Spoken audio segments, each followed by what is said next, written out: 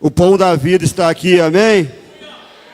E Ele é poderoso para te dar o melhor banquete, te surpreender. Talvez nós chegamos em algum lugar e a gente pensa, o que será que vai ter lá? Qual que será o banquete para mim? O que se fizeram? Mas eu estou te falando, o Senhor preparou um banquete para você nessa noite. Porque Ele é digno, amém? Ele é poderoso, glória a Deus. Queria que você abrisse a sua Bíblia no Evangelho de João, capítulo 14.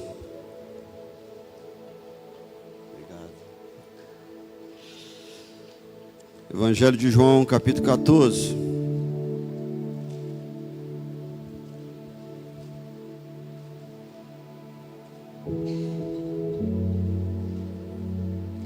A palavra do Senhor diz assim: que o coração de vocês não fique angustiados.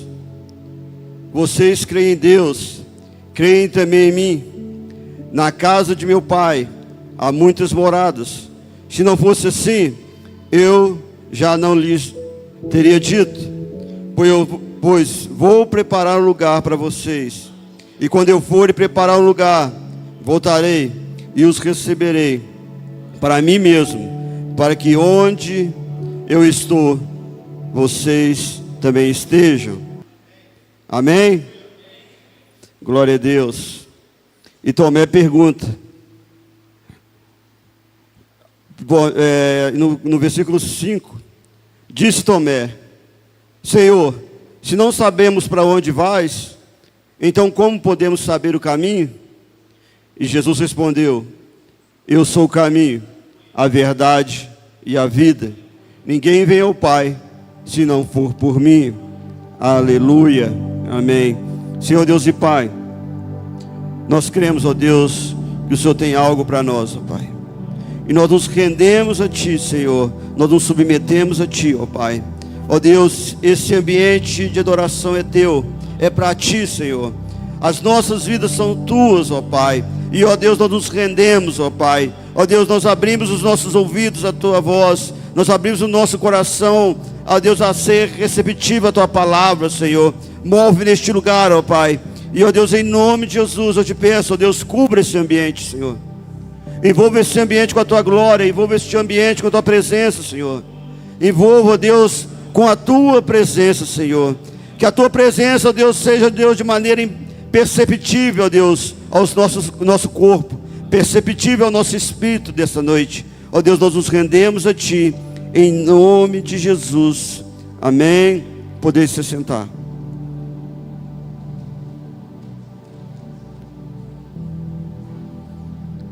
Eu acabei de ler alguns versículos que falam o próprio Jesus falando sobre Ele. E Ele falando que prepara uma morada para nós. Ele vai compartilhando isso. E Ele vai falando declarações sobre Ele. Ele vai declarar que Ele é o caminho, que Ele é a verdade, que Ele é a vida, que não há outro caminho, não há outro acesso ao Pai senão Ele. E é por isso que nós estamos aqui nessa noite. Nós estamos na véspera do Natal, né, e a discussão que fica atual nesses dias é se Jesus nasceu, quando Jesus nasceu. Mas Jesus não nasceu no dia 25 não. Pelos estudos, não foi. E ainda tem um termo agora que é usado, né? Que Jesus nasceu antes de Cristo. Alguém já deve ter ouvido essa expressão, né? Porque nós temos o calendário antes e depois de Cristo, mas Jesus nasceu antes. Então eles usam essa expressão para fazer essa comparação. Então, no bom senso, os estudos históricos já decretaram que não foi no dia 25. Não foi no dia 25 de dezembro que Jesus nasceu. Isso foi um choque. Isso mudou muitas coisas. Pelo contrário, isso não mudou nada. O dia que ele nasceu não muda nada na minha e na sua vida. O que muda na minha e na sua vida é o propósito dele. O propósito que ele cumpriu quando ele veio a esse mundo. E isso é importante. É lembrar que, independente do dia que ele nasceu, ele nasceu.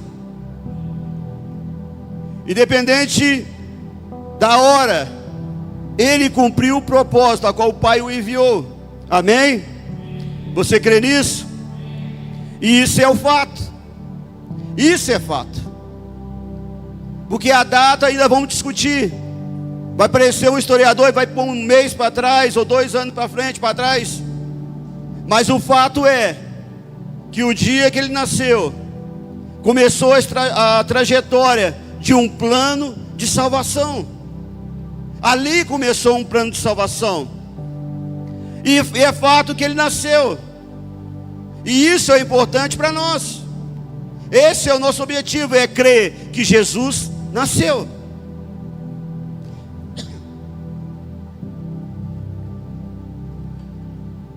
E quando nós vamos para a Bíblia, em Lucas 2, 21 para frente, vai nos relatar sobre esse nascimento. E algo que foi colocado na Bíblia sobre a história, sobre esse nascimento, alguns relatos. Então, se a gente for ler a Bíblia, nesse capítulo de Lucas, nós vamos ler que com 8 dias de nascido ele foi circuncidado, que 40 dias depois de nascido ele foi levado a Jerusalém no templo, e que o menino crescia e se fortalecia na graça de Deus, e a graça de Deus estava com ele. Então, independente dessa data precisa, nós sabemos que ele, como uma criança, recém-nascido, ele foi circuncidado, ele foi levado ao templo, ele recebeu as visitas. Pessoas foram visitar ele, pastores, os reis magos foram visitar ele. Então nós sabemos que ele nasceu, que fatos comprovam isso, que verdadeiramente Jesus Cristo nasceu, para se cumprir uma promessa. Em Mateus 1:23 fala assim: a virgem ficará grávida e dará à luz a um filho, e ele se chamará Emanuel, que significa Deus conosco. Então toda a Bíblia, ela apontava para esse momento, apontava para o que ia acontecer, e o que de fato aconteceu, que foi a vinda de Jesus ao mundo. E isso é o que tem que arder no nosso coração, e isso é o que tem que estar vivo em nosso coração, que verdadeiramente Jesus Cristo vive. E nós encontramos aqui esse relato da infância dele. E quando a gente vai para os evangelhos de Mateus, Marcos, Lucas e João, eles já vão também relatar de Jesus em outra fase da vida dele, e cada um com uma visão de Jesus. Então a gente vai olhar Mateus apresentando Jesus como Messias. Então a gente vai ler o evangelho de Mateus, ele tem a visão e ele mostra, ele revela Jesus a nós como Messias. E ele simboliza ele como o leão da tribo de Judá. A gente vai para Marcos, ele apresenta Jesus como servo. Então esse que era o Messias, rei. Em Marcos aí também a gente tem a visão, ele nos revela como um servo, servindo aqueles que estavam ao seu redor. Em Lucas ele é apresentado como um homem perfeito, de aspectos notáveis. E em João, ele é apresentado como filho de Deus. Então o que nós temos na Bíblia é a trajetória de Jesus Cristo sendo revelada, o desenvolvimento dele sendo revelado, citados, e muitas vezes por várias pessoas, por vários documentos. Então o que nós cremos é que ele nasceu, viveu para cumprir um propósito que se revela na minha e na sua vida. Por isso estamos aqui, por causa desse plano é que nós estamos aqui nessa noite, porque ele nos atraiu e ele nos deu a oportunidade de sermos resgatados. O Senhor Jesus também, ele nos é revelado em 3 aspectos gloriosos, que eu queria compartilhar com os irmãos. Ele é a pedra angular. Quando nós lemos a Bíblia, ele vai falar que ele é a pedra angular. Ele também, através dessa pedra angular, é que nós tivemos a expiação. Esse Jesus Cristo, que nós cremos, ele tem o poder, ele é capaz de remover toda a escória, todo o terreno ruim da nossa natureza, e converter as nossas vidas de maneira a nos tornarmos filhos de Deus. E quando a gente vê essa palavra escória, remover toda a escória, eu, como trabalhei de caminhão, nós puxávamos escória das Suminas aqui para Barroso. A escória é o rejeito do ferro, parece areia, mas não é areia, é escória. E ele é tão semelhante à areia, que uma certa vez eu cheguei com um caminhão, e é como se fosse areia, escorre uma água da caçamba, escorre uma água daquela escória, porque ela como uma areia mesmo, é semelhante à areia. E eu não vi. Quando eu vi o frentista do posto, ele estava com a mão suja de graxa, e ele pegou e esfregou a mão para lavar a mão naquela água.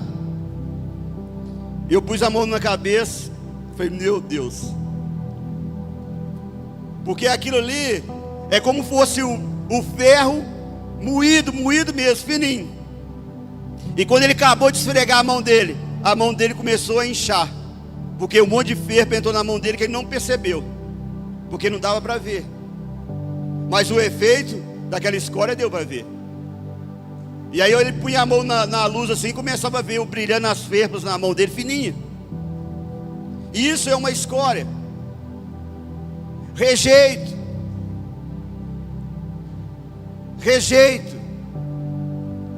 E essa escória aqui ainda causa dano. Quando a pessoa, como eu dei o exemplo, que ele foi lavar a mão.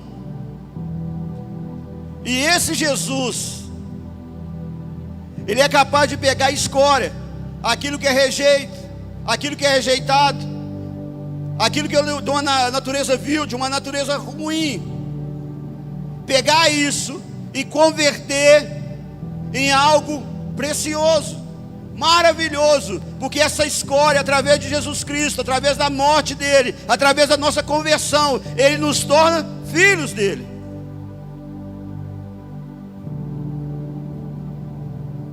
Filhos dele. E essa escória que vem, quando ela chega ali na fábrica, você não vai saber que ela vai virar escória mais, ela vai se tornar cimento. Ela vai ser transformada. E agora é cimento, vai ter utilidade. Então na nossa vida, muitas vezes, nós nos sentimos a escória. Muitas vezes o mundo nos acha a escória. Muitas vezes parentes, amigos, entre aspas, pessoas próximas, nos tratam como escória. Mas independente de como as pessoas nos veem, o meu Jesus morreu na cruz por mim e por você, para que a partir do momento que eu cresce nele, ele me transformasse. E aquilo que era vil, e aquilo que era ruim, que as pessoas viam em mim, e aquilo que eles viam que não tinha utilidade, agora eu me tornei filho dele. E agora eu tenho um objetivo, agora eu tenho um alvo, agora eu tenho uma função: honrar meu pai. Amém? Essa é a nossa função. Nós nos tornamos filhos de Deus, amém? Você é filho de Deus, glória a Deus. Esse Jesus, ele é o solvente universal. Eu grifei isso no esboço, e a minha filha perguntou: pai, o que é solvente? E aí eu fui explicar para ela o que é solvente. E Jesus é o solvente universal. Solvente é aquilo que apaga. Ele tem o poder de apagar, de limpar. Ele tem essa capacidade. Porque o solvente, ele é o ativo, e a sujeira é o passivo. Então você vê ali uma mancha, quando você acabou de pintar, você fala: vou ter que comprar um produto para dissolver isso aqui. E aí você pega, os pintores sabem disso, usa muito isso. Os pintores aqui da igreja não, que eles não sujam não. Mas outros pintores por aí que sujam muito, usa o solvente para dissolver a sujeira. E logo quando ele vai passando aquilo, some. Porque aquele solvente, ele teve o efeito. Então quando nós olhamos para Jesus como esse solvente universal, significa que ele olhou para toda a sujeira do mundo, toda a sujeira do mundo passiva, e ele ativo, ele vem sobre a sujeira e limpa toda a sujeira. Porque ele tem poder, ele tem a composição própria para tirar toda a sujeira. Não importa qual sujeira, era você. O quão sujo era eu, o quão difícil, quantas vezes precisaria passar, esfregar. O sangue dele tem o poder de limpar toda a sujeira, porque ele é o produto ativo, a fórmula perfeita para limpar toda a sujeira. E ele faz isso, e ele fez isso em nossas vidas. Porque quando nós paramos e olhamos para dentro de nós, eu entendo que algum produto entrou dentro de mim e me limpou. Algum produto poderoso entrou dentro de mim e me lavou. E é o sangue de Jesus. E esse Cristo, ele tem um poder, porque ele é o solvente universal. Amém? Ele dissolve toda a impureza. E quando nós falamos de ser passivo, é permitir que ele nos limpe, é permitir que ele nos lave, é a permissão para que ele faça isso. Porque quando nós olhamos, a sujeira ela não sai, ela fica parada ali. Você vai e volta, ela tiver uma mancha, ela vai estar ali, te esperando. E quando você chegar, ela vai estar ali, você vai limpar ela. Então quando nós falamos de nós sermos passivos, é nos sujeitar a sermos limpos por ele, a nos posicionarmos a sermos lavados por ele, porque ele tem a capacidade para isso. Amém? Você crê nisso? O nosso Jesus é poderoso, amém? Ele é o elixir eterno. Ele é o elixir eterno. E quando você vai pesquisar sobre elixir, você vai entender que esse elixir eram os produtos que ele procurava antigamente, há muito tempo atrás, produtos para que te desse uma longa vida, produtos que te dessem uma melhor saúde. Mas o que sempre procuravam através dos elixirs, através desses produtos, era ter uma vida eterna, era ter uma vida longeva. Então esse era o que eles buscavam nesses elixirs. Faziam produtos, e até hoje fazem, Hoje muito mais. Produtos que te garantem que eu vou, com 30, você vai ter cara de 15, com 45 você vai ter cara de 25, e lá vai. E vai vendendo os elixir, né? E muitas vezes funciona, muitas vezes não. Mas fato é que não vai durar para sempre. Não vai ter efeito para sempre. Mas o nosso Jesus, Ele é o elixir da vida. Quando eles estavam preparando todos esses produtos para te garantir um pouco mais de vida, um pouco mais de saúde, o nosso Senhor Jesus morreu na cruz e falou assim: ó, você vai ter vida eterna. Eu vou preparar uma casa, uma morada para você morar eternamente comigo. Então não importa o que aconteça, se você crê em mim, eu tenho o elixir, eu tenho o remédio que vai te levar a ter vida eterna. Ele é o remédio. O nosso Jesus é o remédio procurado por muitos. Procurado por muitos. E que tem um efeito poderoso.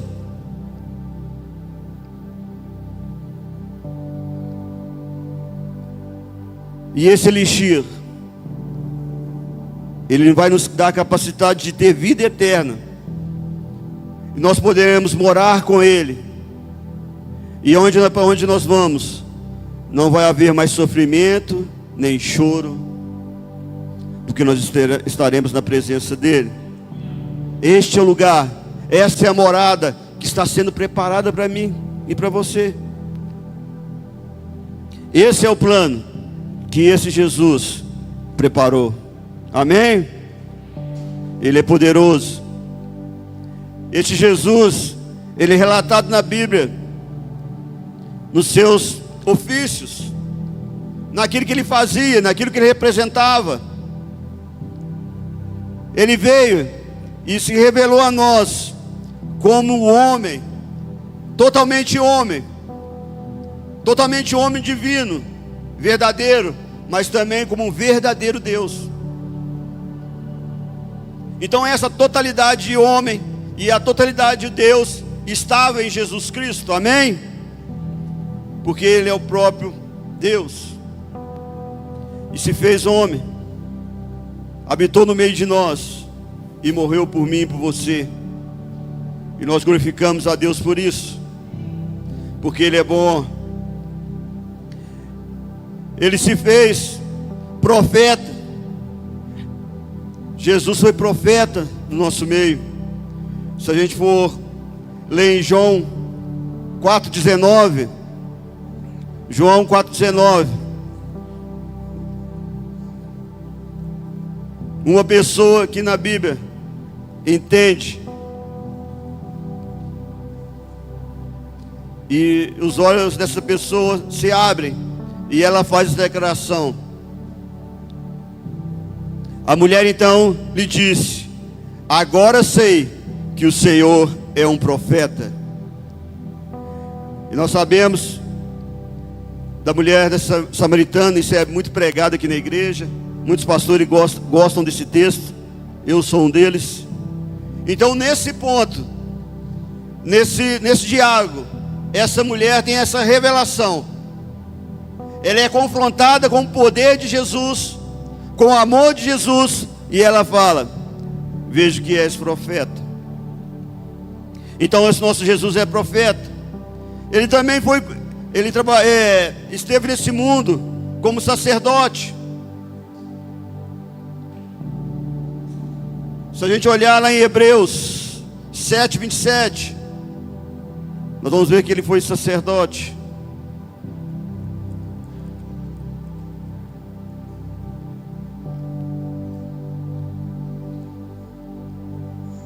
Hebreus 7,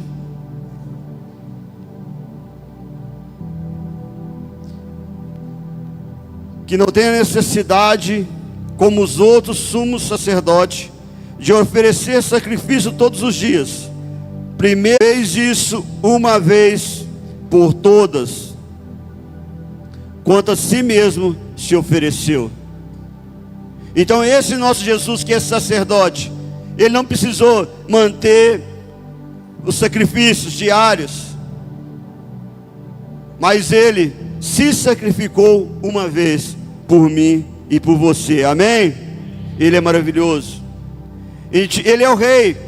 Ele é falado como, ele é tratado, ele é visto como o rei dos reis. Em Timóteo 6,15. 1 Timóteo 6,15.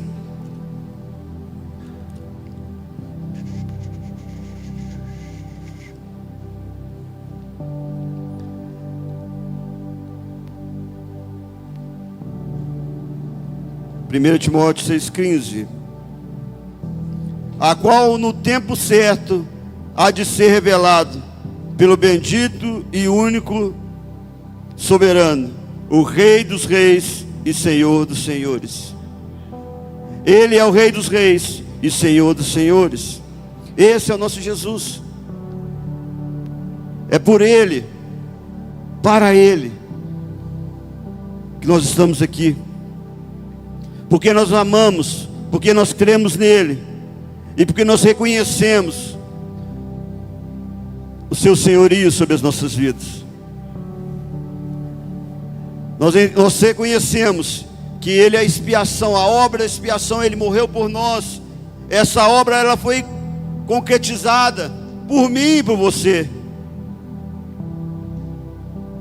Você crê nisso?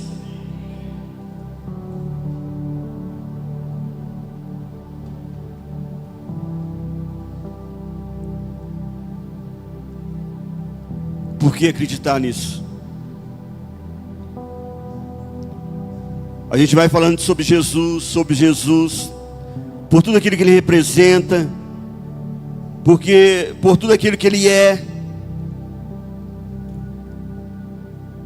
Mas se a gente não crer, nada vai mudar. Nada vai mudar. Durante o ano, nós falamos muitas vezes sobre Jesus, muitas pregações sobre Jesus. Eu mesmo preguei sobre os nomes de Jesus, o que cada nome representava, o que cada nome significava. Mas diante de tudo isso, de tudo que ouvimos, que lemos e que vimos, se não crermos, isso não vai ter efeito. E o que é necessário é crer nesse Jesus poderoso, nesse Jesus que tem o poder de transformar as nossas vidas. Amém? É necessário crer nisso. É tomar posse dessa expiação. É tomar posse dessa pedra angular que nos posiciona no lugar certo como base. É acreditar nesse solvente que veio e com solvente limpou toda a nossa impureza, que nos lavou. É crer nesse elixir que nos dá a capacidade de ter vida eterna. É nesse Jesus que nós cremos. É nesse Jesus que nós confiamos, porque Ele é poderoso, porque Ele é fiel, porque Ele é justo.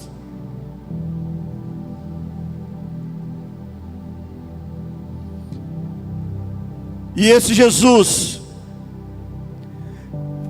amanhã, no dia 25, Ele não vai estar preocupado se você vai dar os parabéns para Ele, se você vai preparar uma festa para Ele, porque Ele não depende disso. Ele não depende disso. Nós sim. A nossa data de aniversário, ela tem uma importância grande para nós. E a data de aniversário da nossa esposa tem muito mais importante. Eu posso esquecer qualquer data, mas da miséria eu não esqueço, porque eu sei o efeito que isso causa. Então eu foco no dela, o dia do aniversário dela. Mas Jesus aí não precisa disso. Ele não tem essa necessidade que nós temos. Quando passa o nosso aniversário, ninguém fala nada. Queira ou não queira, qualquer um de nós gera uma frustração. Ninguém lembrou de mim. É o dia do meu aniversário e ninguém lembrou de mim. Mas fique tranquilo, Jesus não precisa disso. Jesus não quer os parabéns. O que Jesus deseja é que nós o adoremos 365 dias do ano. Esse é o desejo dele. Isso é o que ele requer de nós. Não que eu pare um dia para celebrar ele, não que eu pare um dia para glorificar ele, mas que a minha vida seja uma vida que glorifique a ele. Todos os dias. Todos os dias.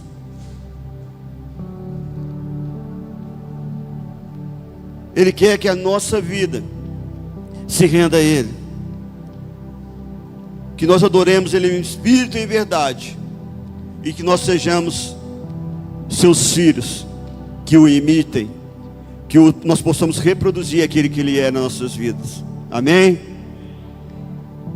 Então não se preocupe com a data, se preocupe com o ano inteiro em adorar ele e bendizer o nome dele, porque ele é bom e ele é fiel. Queria convidar o grupo de louvor para vir aqui na frente.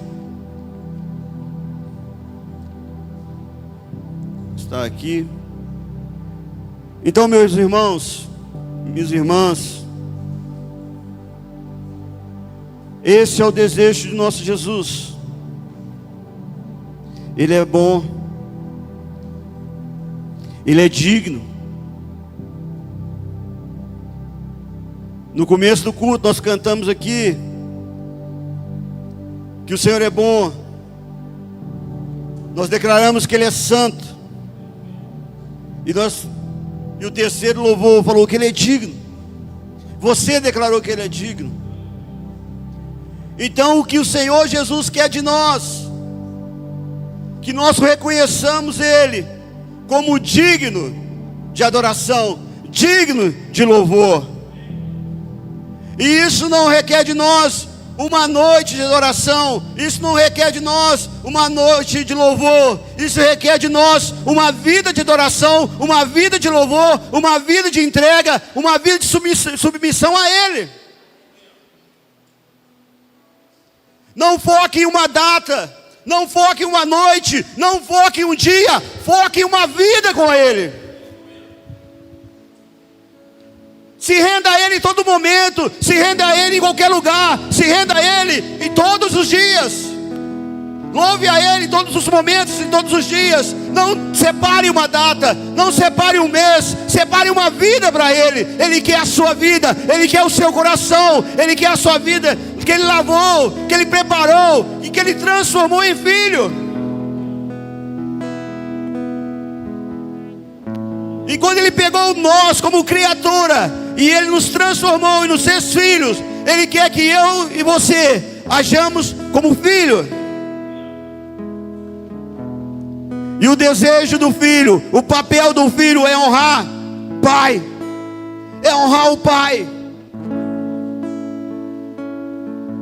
Ele é digno, ele é merecedor do meu louvor, da minha adoração, porque ele é santo.